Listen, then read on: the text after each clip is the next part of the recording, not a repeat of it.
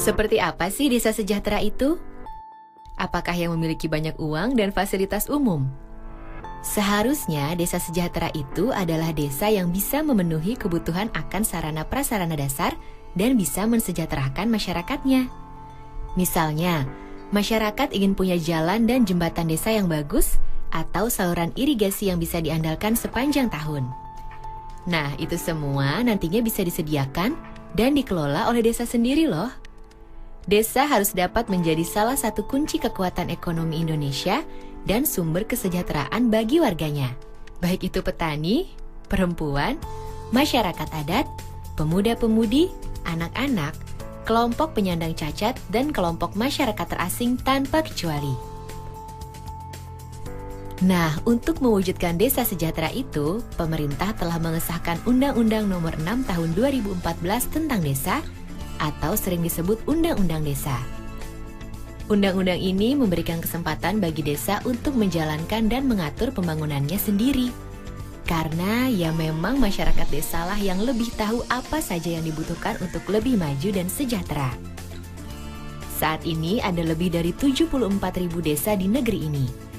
Jadi bayangkan seperti apa pengaruhnya bagi perekonomian Indonesia jika semua desa tersebut bisa menjadi desa yang maju dan sejahtera. Karena itu, pembangunan desa menjadi bagian penting dalam Undang-Undang Desa. Nah, untuk itu semua program pembangunan desa harus direncanakan oleh pemerintah desa bersama-sama dengan Badan Permusyawaratan Desa atau BPD dan masyarakat desa. Program-program ini harus dimusyawarahkan agar sesuai dengan kebutuhan masyarakat. Baik itu peningkatan kualitas pelayanan dasar, sarana prasarana dasar, ekonomi desa, dan pemberdayaan masyarakat desa. Semuanya menjadi rencana pembangunan jangka menengah desa atau RPJM desa yang memuat rencana kegiatan dan penggunaan atau RKP dari dana yang akan masuk ke desa selama 6 tahun ke depan.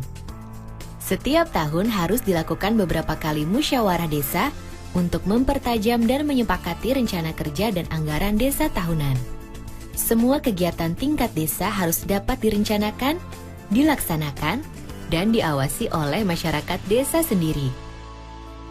Termasuk juga setiap ada permasalahan atau kebijakan yang menyangkut kepentingan masyarakat desa harus dimusyawarahkan dulu.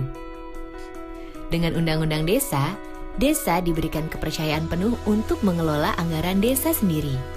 Jumlahnya besar loh, bisa mencapai rata-rata 1,4 miliar per desa per tahun. Sedikitnya 70% dari dana desa harus dimanfaatkan untuk pembangunan, sedang untuk gaji dan operasional perangkat desa tidak boleh lebih dari 30%.